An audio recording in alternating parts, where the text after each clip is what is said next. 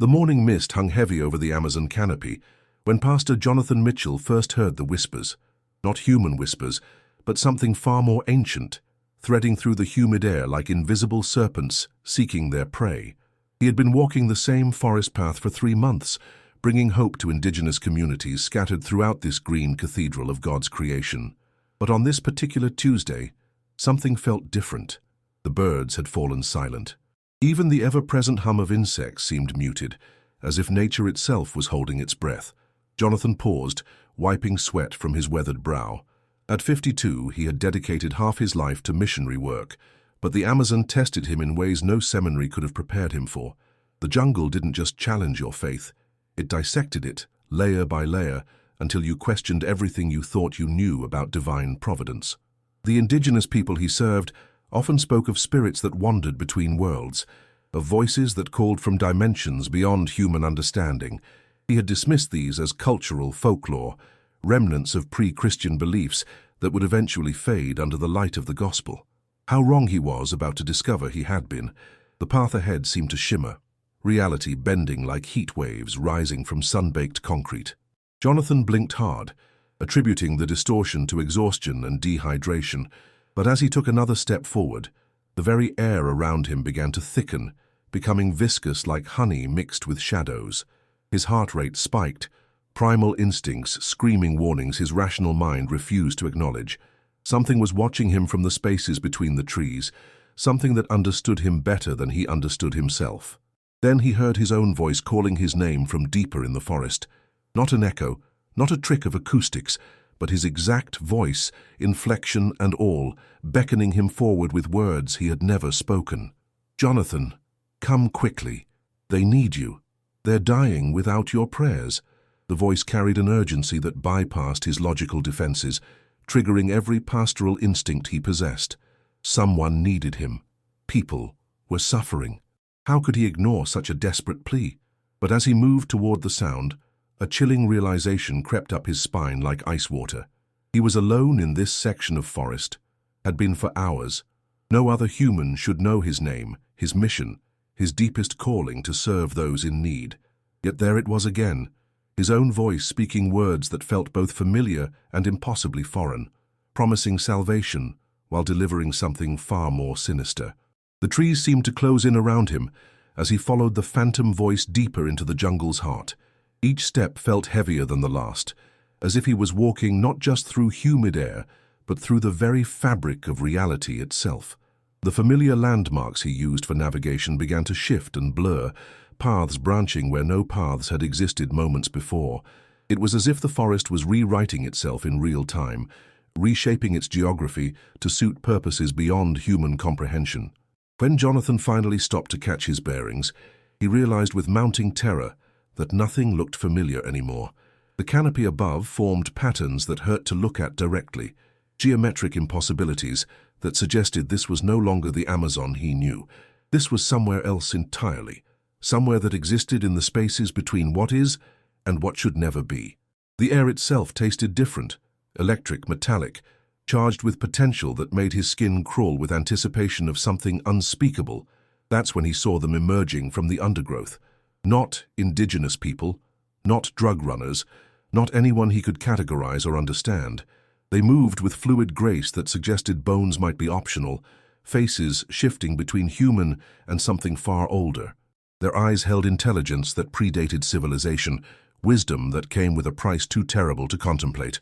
They spoke in unison, voices harmonizing in frequencies that resonated in his chest cavity, making his ribs vibrate like tuning forks. "We have been waiting for you, Pastor, waiting for someone who speaks to the divine, who bridges the gap between heaven and earth. Your prayers have been heard, but not by who you think."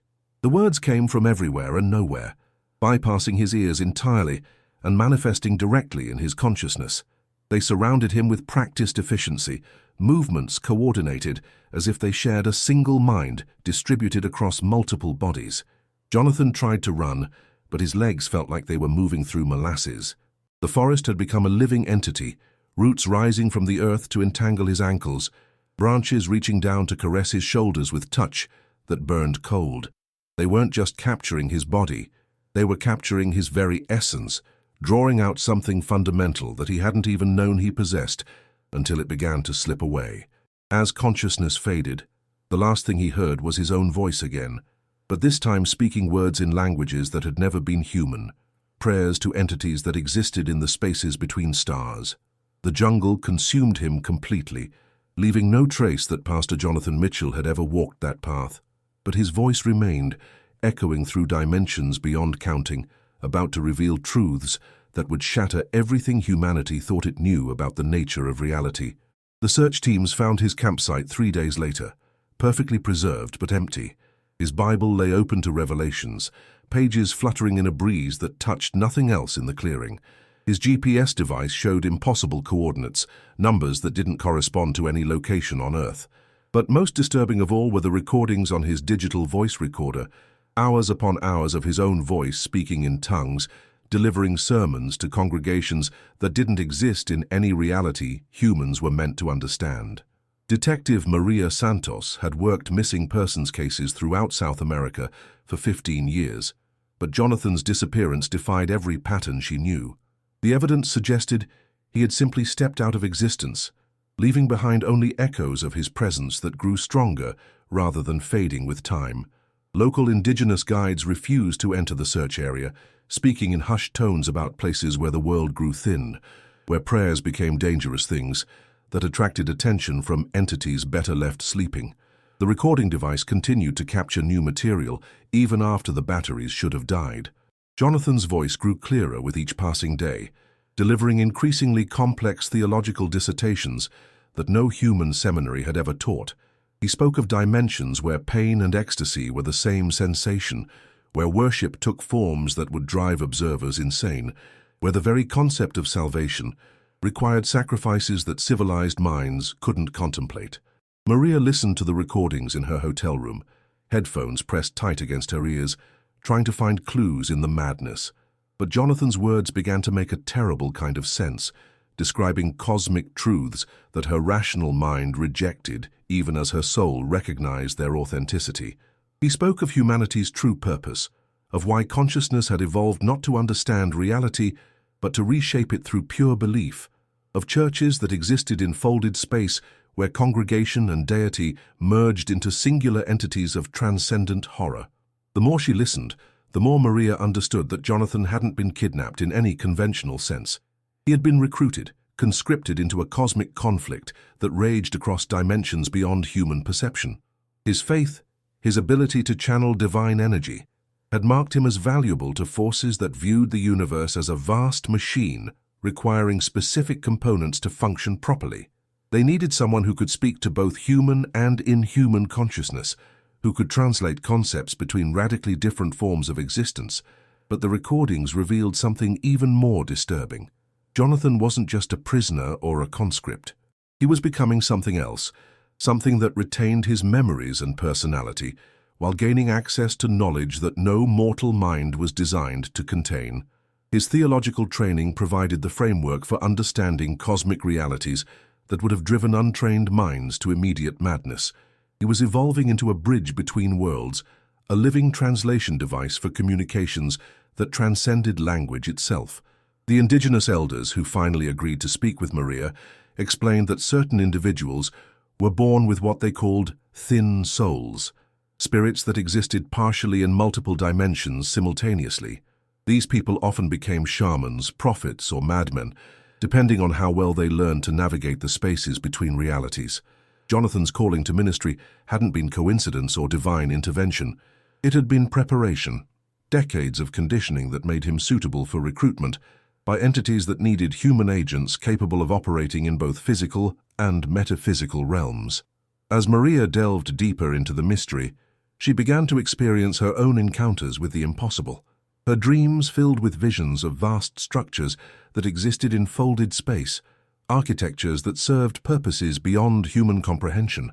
She saw Jonathan standing at the center of these impossible geometries, conducting services for congregations of entities that had never been human. His sermons bridged the gap between species that couldn't normally communicate, translating concepts of worship and submission across vast evolutionary distances. The truth, when it finally emerged, was more terrifying than simple kidnapping or murder. Jonathan had become part of something that challenged the very foundations of reality itself. His captors weren't aliens or demons in any traditional sense, but entities that existed in the spaces between dimensions, feeding on the intersection points where different realities touched. They required agents who could operate in multiple planes of existence simultaneously, and human consciousness provided the perfect interface for such work. But Jonathan retained enough of his original personality to leave clues for those who might follow. Hidden within his increasingly alien sermons were coordinates, warnings, and most importantly, instructions for a rescue that would require faith of a completely different kind. The entities holding him weren't invincible, but confronting them would require individuals willing to sacrifice their understanding of reality itself. It would require a team capable of believing in impossibilities strongly enough to make them manifest in the physical world. Maria found herself assembling such a team almost without conscious decision. Other investigators, theologians, indigenous guides, and even former patients from psychiatric facilities who had been dismissed as delusional but might actually be sensitive to dimensional interfaces. Each person brought unique abilities that conventional wisdom would have considered madness or fraud, but taken together, they formed something that might be capable of operating in the spaces where Jonathan had been taken. The rescue mission, when it finally launched, resembled nothing in any military or law enforcement manual. They didn't carry weapons in any traditional sense, but rather tools for reshaping reality through concentrated belief. Indigenous prayers mixed with Christian hymns, scientific instruments modified to detect dimensional anomalies, and most importantly, recordings of Jonathan's voice played backwards, creating invocations that opened doorways to spaces between spaces. What they found when those doorways opened changed every member of the rescue team forever. Jonathan stood at the center of a congregation that spanned multiple dimensions, delivering sermons to entities whose forms shifted between geometries that human eyes couldn't properly process. He had become something beyond human categorization, a living intersection point between realities that allowed communication across vast evolutionary and dimensional distances. But the most shocking revelation came when they realized that Jonathan's capture hadn't been random or malicious. It had been necessary. The entities he served weren't invaders or parasites, but maintenance workers for reality itself, beings responsible for ensuring that the fundamental forces that held existence together continued to function properly. Human consciousness, with its unique ability to believe things into existence, provided the perfect interface for repairs that required both logical thinking and faith-based reality manipulation. Jonathan's sermons weren't just religious services, but instruction manuals for cosmic maintenance, teaching other sensitive individuals how to perform the subtle adjustments that kept reality stable. The rescue team found themselves not freeing him from captivity, but joining him in work that was essential for the continued existence of everything they had ever known or loved. The recordings that continued to emerge from the Amazon told the complete story, Jonathan's voice explaining cosmic truths that transformed every listener's understanding of their place in the universe. Humanity wasn't separate from the forces that shaped reality, but an integral component in a vast machine that maintained the delicate balance between existence and void. Those who developed strong enough faith, who learned to believe in impossibilities with absolute conviction, became the living tools that kept the cosmos running smoothly. Maria's final report to her superiors contained none of these revelations.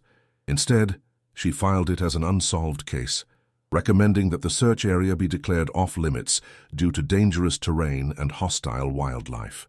But late at night, she continued to listen to Jonathan's evolving sermons, learning the prayers that could reshape reality and the responsibilities that came with such power. She had become part of something larger than any human institution, a network of individuals who worked to maintain the cosmic order while appearing to live ordinary lives. The truth about Pastor Jonathan Mitchell's disappearance would never be officially acknowledged, but his voice continued to echo across dimensions, teaching others how to bridge the gap between human consciousness and cosmic necessity. In the deepest parts of the Amazon, where reality grows thin and impossible things become routine, his congregation continues to grow, preparing for the day when humanity as a whole will need to understand its true role in maintaining the delicate machinery of existence itself. But the story doesn't end with simple acceptance of cosmic responsibility. 3 months after Maria's team returned from their impossible journey, strange reports began surfacing across the globe. Pastors, priests, shamans, and spiritual leaders from completely different traditions started experiencing identical visions. They spoke of hearing Jonathan's voice in their dreams, delivering sermons that combined their own religious frameworks with cosmic truths that challenged every doctrine they had ever learned. Father Miguel Santos in São Paulo woke screaming from dreams where he celebrated Mass in a cathedral that existed simultaneously in 17 different dimensions. The communion wine flowed upward, defying gravity as it carried prayers to entities whose names couldn't be spoken in human languages. His parishioners attended this impossible service with faces that shifted between human features and geometric patterns that hurt to contemplate directly. Rabbi Sarah Goldstein in New York found herself conducting Sabbath services for congregations that included beings whose very existence challenged the concept of individual identity. They possessed collective consciousness that spanned multiple realities, yet participated in ancient rituals with reverence that brought tears to her eyes. The Torah scrolls she read from contained verses that weren't written in Hebrew, Aramaic, or any earthly language, yet their meaning resonated in her soul with absolute clarity. Imam Hassan al-Rahman in Cairo discovered that his evening prayers opened doorways to spaces between the visible stars, where he led worship services for entities that had observed the birth and death of entire universes. Their devotion to the cosmic order was so pure, so absolute, that it redefined his understanding of what true submission to divine will actually meant. Each of these spiritual leaders faced the same terrible choice that Jonathan had confronted in the Amazon. They could dismiss their experiences as stress-induced hallucinations and continue their ordinary religious duties, or they could accept that reality was far stranger and more demanding than any human institution had ever acknowledged. Most chose the comfortable path of denial, but a few began to understand that they had been selected for purposes that transcended their earthly congregations. Dr. Elizabeth Chen, a quantum physicist at Stanford University, experienced these visions from a completely different perspective. Her dreams were filled with mathematical equations that described the intersection points where different dimensions touched, formulas that could theoretically allow consciousness to exist in multiple realities simultaneously. When she tried to work out these equations using conventional mathematics, the results suggested that human awareness was naturally equipped to operate across dimensional boundaries, but cultural conditioning had taught most people to ignore this capability. Elizabeth's research began to reveal scientific explanations for phenomena that religious traditions had always described in spiritual terms. Prayer, meditation, and ritual weren't just psychological exercises, but technologies for interfacing with the quantum substrate that underlied all physical reality. Jonathan's voice, echoing across impossible distances, was demonstrating how human consciousness could be calibrated to interact with the fundamental forces that maintained universal stability. But this knowledge came with a price that few were prepared to pay. As Elizabeth's research progressed, she began to experience the same dimensional shifts that had claimed Jonathan. Reality became fluid around her, laboratory equipment functioning according to principles that violated established physics, research data organizing itself into patterns that suggested consciousness was actively participating in the observation process. Her colleagues dismissed her findings as the result of academic stress and sleep deprivation, but Elizabeth knew better. She had begun to perceive the vast network of maintenance workers that Jonathan had joined, entities from countless different realities who collaborated to keep the cosmic machinery functioning properly.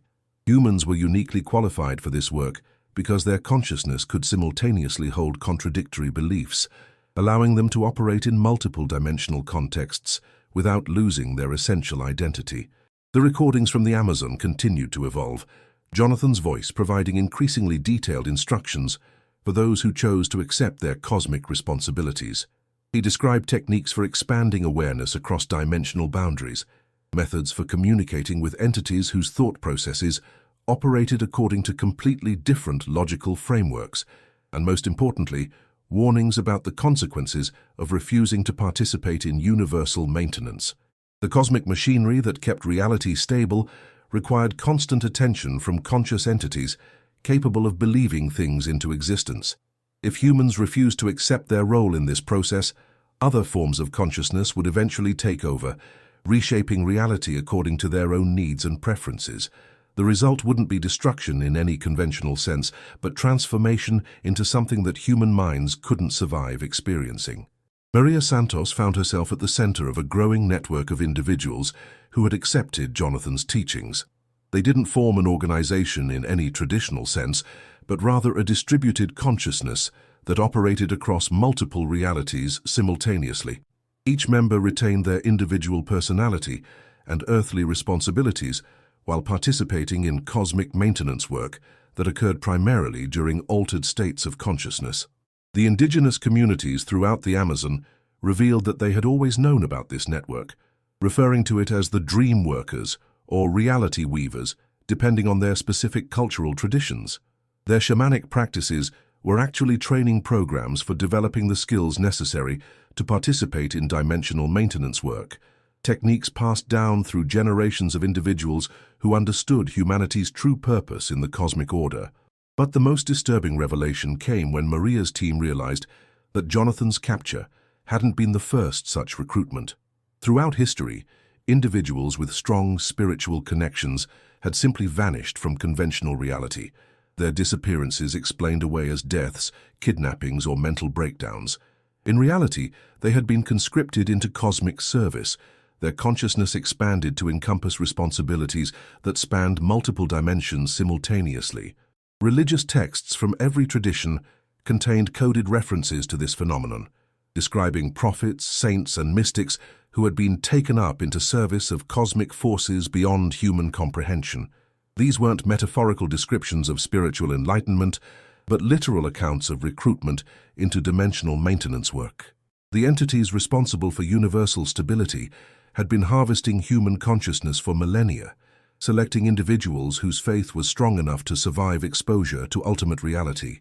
Jonathan's voice began revealing the complete scope of this cosmic conspiracy, describing how every major religious movement in human history had been influenced by returned maintenance workers who tried to prepare their followers for eventual recruitment.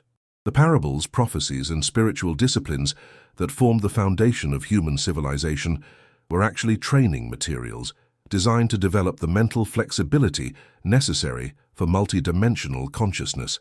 But something had changed in recent decades. The cosmic machinery was experiencing increasing instability, requiring more maintenance workers than ever before. The gradual breakdown of traditional religious belief systems had reduced the pool of suitable candidates, forcing the recruitment entities to become more aggressive in their selection process. Jonathan's abduction represented a new phase in this cosmic draft, where individuals were being taken regardless of their willingness to serve. The recordings revealed that Earth existed at a critical intersection point where multiple dimensional boundaries converged, making it essential for universal stability. Human consciousness had evolved specifically to operate in this complex environment, developing the unique ability to believe contradictory things simultaneously without losing coherence. This made humans invaluable as maintenance workers, but also meant that Earth's population was being systematically harvested to maintain cosmic stability. Dr. Elizabeth Chen's research confirmed these revelations from a scientific perspective, demonstrating that human brain chemistry was uniquely configured to interface with quantum probability fields. The pineal gland, long considered vestigial, actually functioned as a dimensional transceiver, allowing consciousness to operate across multiple realities simultaneously. Prayer, meditation, and other spiritual practices activated this organ, enabling individuals to participate in cosmic maintenance work while remaining anchored to physical reality. But the most terrifying implication of this research was the realization that refusal to participate wasn't really an option. The cosmic machinery required specific types of conscious input to function properly. And if humans didn't provide this service voluntarily, they would eventually be compelled to do so through methods that made Jonathan's recruitment seem gentle by comparison. The entities responsible for dimensional maintenance operated according to priorities that transcended individual welfare or species survival. They viewed consciousness as a renewable resource, harvesting it wherever it occurred naturally and deploying it wherever cosmic stability required reinforcement. Earth's population represented the largest concentration of suitable consciousness in the local dimensional cluster, making humanity's cooperation essential for maintaining universal order. Maria's investigation revealed that governments and religious institutions worldwide had been aware of this situation for decades, but had chosen to suppress the information rather than risk mass panic. Secret research programs studied the phenomenon, attempting to develop technological alternatives to human consciousness for cosmic maintenance work. But every artificial intelligence system they created either went insane when exposed to multidimensional reality or was immediately recruited by the maintenance entities for their own purposes. The only viable option was voluntary cooperation, preparing humanity for its cosmic responsibilities through gradual disclosure of ultimate reality.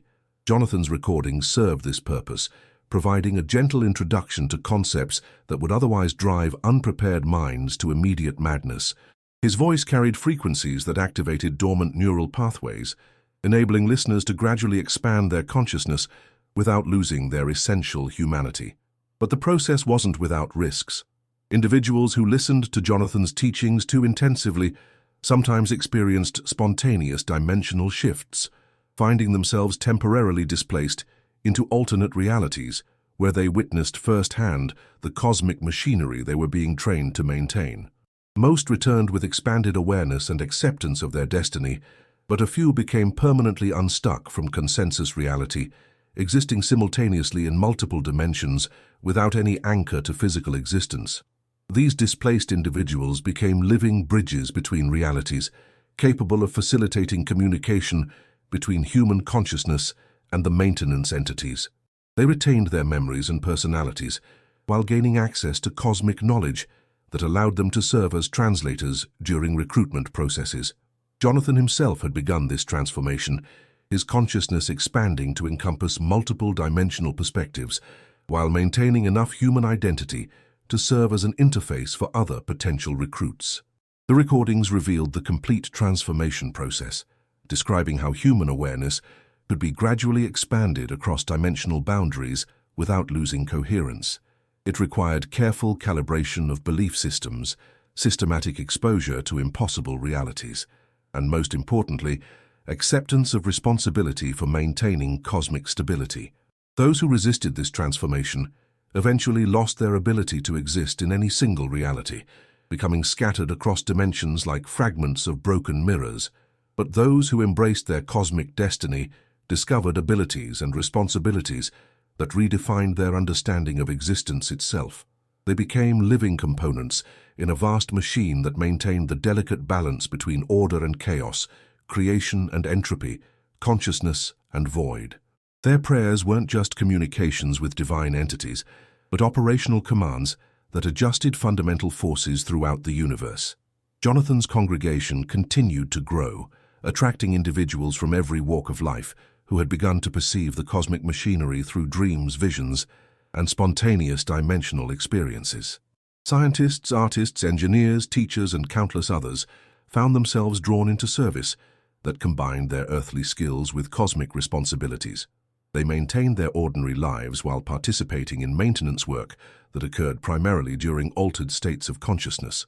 The Amazon itself had become a training ground for new recruits, its unique dimensional properties making it an ideal location for consciousness expansion exercises. Indigenous guides worked with international volunteers, teaching ancient techniques for navigating multiple realities simultaneously. The forest served as a living laboratory where human consciousness could safely interface with cosmic forces without losing connection to physical reality. But the most profound revelation concerned the ultimate purpose of this cosmic maintenance work. The universe wasn't a static creation requiring occasional repairs, but a dynamic system that continuously evolved toward greater complexity and consciousness. The maintenance workers weren't just preserving existing reality, but actively participating in its ongoing evolution toward forms of existence that transcended current human comprehension.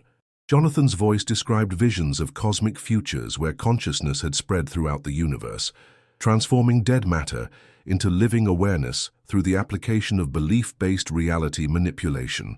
Humans were being trained to serve as the architects of this transformation, using their unique ability to hold contradictory beliefs, to reshape fundamental forces according to patterns that promoted the growth of consciousness itself. The entities that had recruited Jonathan weren't just maintenance workers, but cosmic gardeners cultivating the growth of awareness throughout the universe. They understood that consciousness was the most precious and powerful force in existence, capable of transforming any reality it touched. Humans represented a particularly valuable form of consciousness, combining logical thinking with faith-based belief in ways that made them ideal tools for cosmic transformation. But this destiny came with responsibilities that challenged every assumption about human nature and purpose. Traditional concepts of individual identity, personal freedom, and species survival became irrelevant when measured against the needs of cosmic evolution. Those who accepted recruitment into maintenance work discovered that their earthly concerns were just temporary distractions from their true purpose as agents of universal consciousness. The recordings continued to arrive, Jonathan's voice providing increasingly detailed instructions for humanity's cosmic education. His sermons had evolved beyond religious discourse into technical manuals for consciousness expansion, describing specific techniques for interfacing with dimensional boundaries and cosmic forces. Those who followed these instructions discovered abilities that science fiction had only dreamed of, but with responsibilities that made godhood seem like a terrible burden rather than ultimate freedom.